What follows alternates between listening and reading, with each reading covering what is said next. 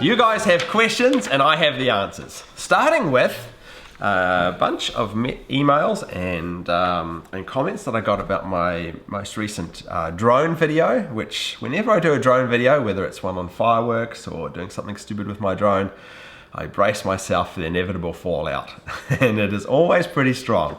People that fly drones take the hobby extremely seriously and take exception to my behavior with drones, it would seem. So I get long lecturous emails, and that's fine. An example of that is a comment from Damon. I'll read it to you. Why in the world would you do this video? The DJI lineup of quadcopters are built for filming and such, not perception.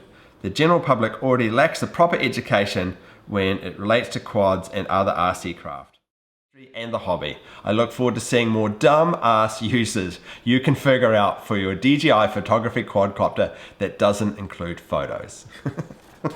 Well, I can say he is dead right, because I plan to do many more dumbass videos, and I suggest that all of you guys that hate my videos on drones, unsubscribe now, because it's not going to get any better. In fact, my upcoming videos, which include how many Roman candles can you strap to a drone and spying on your hot neighbor with your drone, a beginner's guide, are certainly going to upset these types of users. Next, an email from New Zealand, my home country, from Mark in New Zealand. He writes, "Hi Nick, I love your videos and I've watched most of them several times. Can you tell me what it is like being a Kiwi living in the US? Is it as you expected it to be? Mark Reed, Timaru, New Zealand." Timaru is down in the South Island of New Zealand. Nice little town. Well, Mark, yeah, it is pretty much as I expected it to be, and I really love living in the US. I've been here for about 8 years now, and there's no real surprises. It's a great place to live in a lot of ways. I do miss New Zealand, but I get back there often enough to see everybody anyway, and I get a lot of opportunities living here in the US, which I can't get back in New Zealand, which is great. Is it as I expected it to be? Yes, I guess so, because I had been in and out of the US throughout my career anyway, so no big surprises there.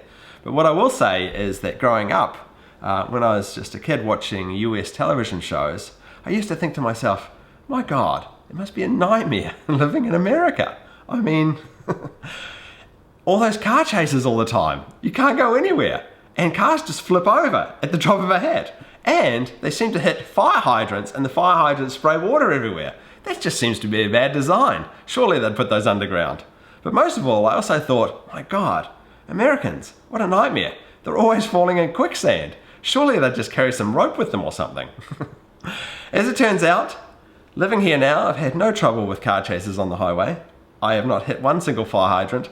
And it turns out quicksand is really not a thing, so that proved to be no problem either. But I do keep some rope on me just in case. And finally today, another email from our friend Johnny the Rapist, who's now going by the name Johnny the Priest. I'm not sure that is an improvement. Anyway, he writes, "My fine fellow Nick, I was stunned when you read out my question in your video.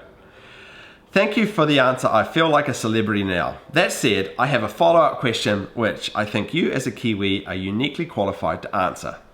Which animal makes the better sexual partner? A goat or a sheep?" Well, Johnny, unfortunately I don't have the answer to this question, as I've had no intimate relations with either of these animals. But I do have some insight to this type of thing that might be of use to you. Some years back, I was having dinner with some colleagues of mine in New Zealand, and there was a news item that day that we were discussing at dinner where a guy had been caught having sex with a horse. And we were discussing amongst ourselves, why on earth would you have sex with a horse? I mean, the danger alone would make it unattractive to most of us. But then there's also the logistics. I mean, step ladders and so forth.